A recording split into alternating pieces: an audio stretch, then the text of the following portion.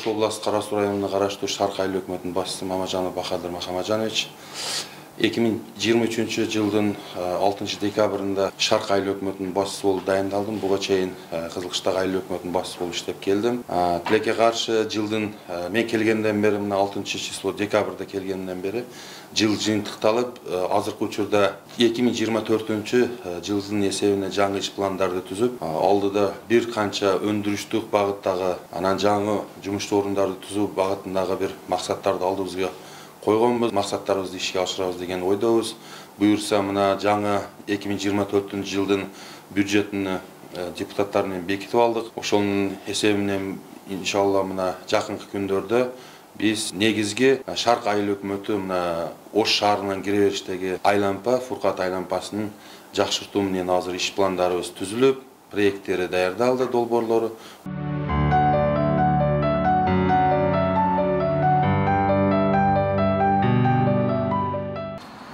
Мен Хасан Кулиев, Шарк айыл өкмөтүнүн тургуну болом. Биздин айыл өкмөт жакшы иштеп атат.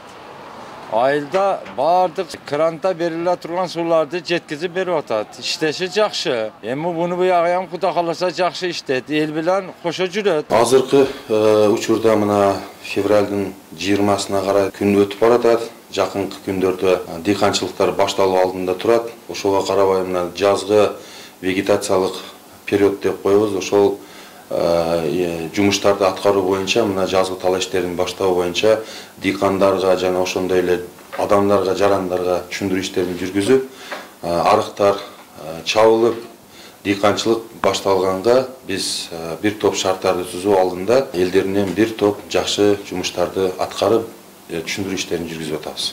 Күнгө чейин жакшы болуп келген, буну биягдан бардыгы жакшы. Кудайга шүгүр. Шарк айыл өкмөтү элдери ham жакшы, бардыгы жакшы. Бардыгы жакшы. Айыл өкмөтү эч кандай бир айыл өкмөтүнөн жалып жок, башка жок. Бардыгы нормальный болуп атат эч.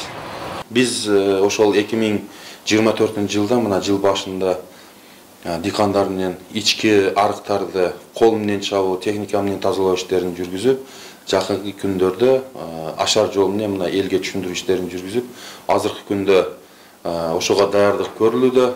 Буюрса ушул кийинки жумадан баштап 20 февралдан баштап биз дыйкандар менен биргеликте ашар жол менен, ашар ыкмасы менен арыктарды чабып, кол менен тазалай турган жерлерди тазалап, жазгы суга даярдоо иштерин жүргүзөбүз.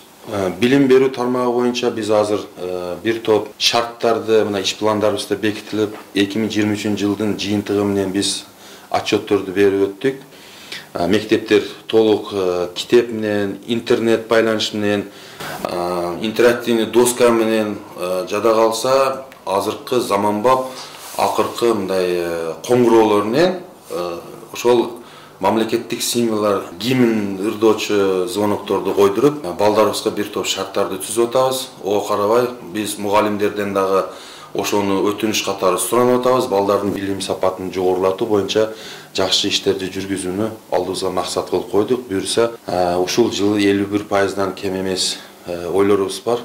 Жакшы жыйынтыктар болот деп үмүттөндүрөбүз. Саламаттыкты сактоо боюнча азыркы учурда мына бизде жалпы 7 айылыбыз бар. Ошо 7 айылыбызда мына 7 ФАП, одан сырткары 2 больницабыз бар. Бүгүнкү күндө балдарды дарылануусуга бир жакшы шарттарды түзөбүз деп ошол райондук медицина тармагы боюнча жетекчилик менен байланышып, урматтуу акимибиз менен сүйлөшүп, ошол жерге больницаны азыр балдарды дарылоочу бир өзгөчө бөлүмдү ачабыз деген жаңы ойлорубуз бар. Анан ар бир фаптар боюнча көрүп чыгылды. Бүгүнкү күндө олорго карата бир элге жакшы шарт түзүү максатында иштерди алып барабыз.